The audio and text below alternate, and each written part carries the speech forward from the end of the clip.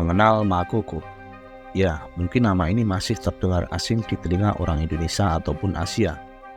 Makoko adalah sebuah desa terapung yang ada di Teluk Lagos, Nigeria. Terletak di tepi Samudra Atlantik yang membentang sepanjang 10 km. Kawasan ini berdampingan dengan pusat kota Lagos yang merupakan poros komersial dan industri utama di negara Nigeria. Menurut sejarahnya, komunitas rumah terapung di tempat ini sudah ada sejak 100 tahun yang lalu. Bermula pada saat nelayan dari Togo dan juga Republik Benin datang ke tempat ini. Awalnya mereka datang untuk mencari ikan. Namun kemudian mereka justru menetap di tempat ini dan membentuk komunitas yang semakin besar dengan seiring berjalannya waktu. Laguna Makoko merupakan pemasok utama ikan nila di kota Lagos, serta negara-negara tetangga di sekitar Nigeria. Laguna ini dikelilingi oleh hutan bako yang menjadi asal mula arsitektur panggung di wilayah tersebut. Meskipun populasi meningkat, penduduk telah menemukan cara untuk hidup berdampingan dengan habitat alami mereka. Bahkan, hal itu menimbulkan bahaya lingkungan terhadap keberadaan mereka sendiri. Karena terbentuk dari para nelayan imigran yang memiliki berbagai macam latar belakang berbeda, menjadikan bahasa yang digunakan di tempat ini juga cukup beragam. Mulai dari bahasa Prancis, Yoruba, dan juga dialek lokal Nigeria sendiri. Sementara itu, tidak ada data pasti yang menunjukkan berapa jumlah penduduk yang ada di Makoko. Hal itu disebabkan karena tidak ada sensus resmi dari pemerintah kota Lagos. Bahkan, tempat ini dianggap masalah bagi pemerintah yang ada di sana. Namun, menurut beberapa sumber, jumlah penduduk yang ada di sana diperkirakan mencapai sekitar 250.000 jiwa. Makoko mendapat julukan Venesia Afrika karena terletak di Laguna hampir mirip dengan Venesia Italia. Namun demikian, kondisi dan kehidupan di tempat ini sangatlah berbeda dan bahkan berbanding terbalik dengan Venesia Italia. Tidak ada gambaran tempat yang romantis dengan perairan yang bersih, melainkan kondisi lingkungan yang kumuh dan perairan yang menghitam. Rumah-rumah di sana dibangun hanya seperti gubuk, berdiri di atas air dan hanya ditopang oleh tiang-tiang kayu yang ditancapkan ke dasar perairan. Setiap rumah biasanya dihuni oleh 5-10 orang, dan kebanyakan rumah di sana adalah rumah sewa. Penduduk di Makoko menggunakan sampan sebagai alat transportasi utama mereka.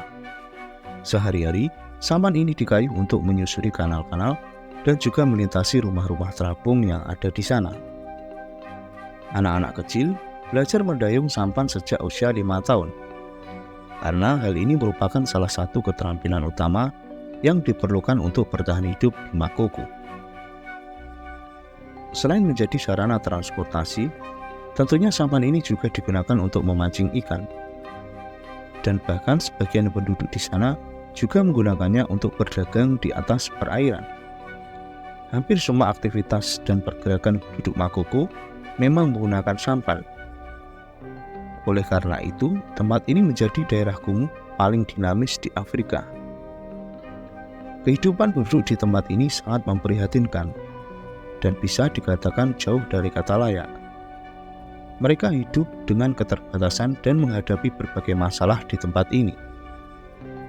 Selama bertahun-tahun, penduduk di Makoko tidak memiliki akses ke infrastruktur dasar, termasuk air minum bersih, listrik, dan juga pembuangan limbah.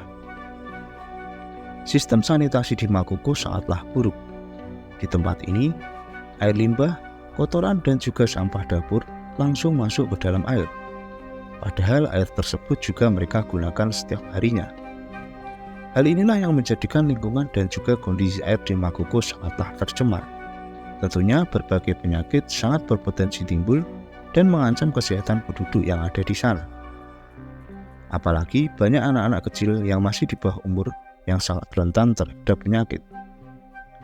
Untuk mendapatkan air minum bersih, mereka harus membeli ke pedagang air yang mendapatkan akses ke wilayah sumber air bersih. Tidak cukup sampai di situ, masalah lain yang cukup serius juga harus dihadapi oleh penduduk Makoko. Adalah pemerintah lokal di sana. seakan menginginkan tempat ini tidak ada.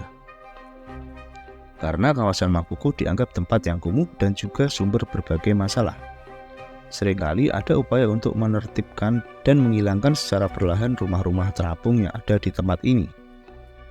Bahkan secara administratif, pemukiman Makoko tidak tergambar di peta kota Lagos.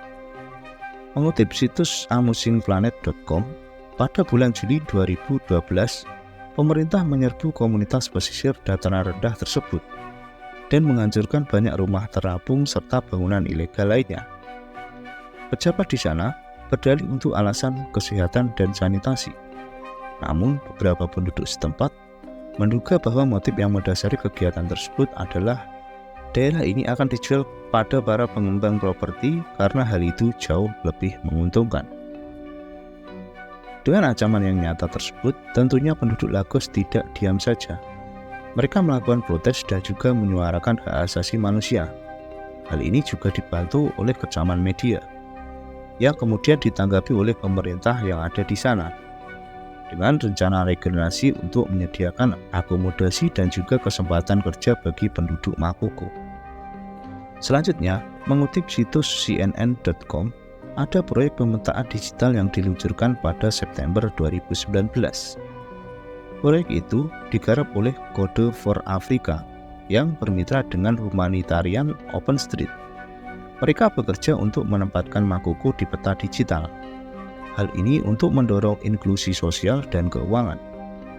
Hal ini juga diharapkan membantu meredakan kekhawatiran penduduk lokal Makoko yang takut kehilangan pemukiman mereka. Selanjutnya, proyek pemetaan ini akan menjadi garis hidup masyarakat Makoko ke depannya. Pelaksana proyek ini berharap peta-peta tersebut akan membantu pemerintah memahami kebutuhan sosial dan ekonomi masyarakat di sana. Makoko belum tersentuh pemerintah, dan itu artinya ada banyak potensi dalam perdagangan, pajak, dan juga pembangunan.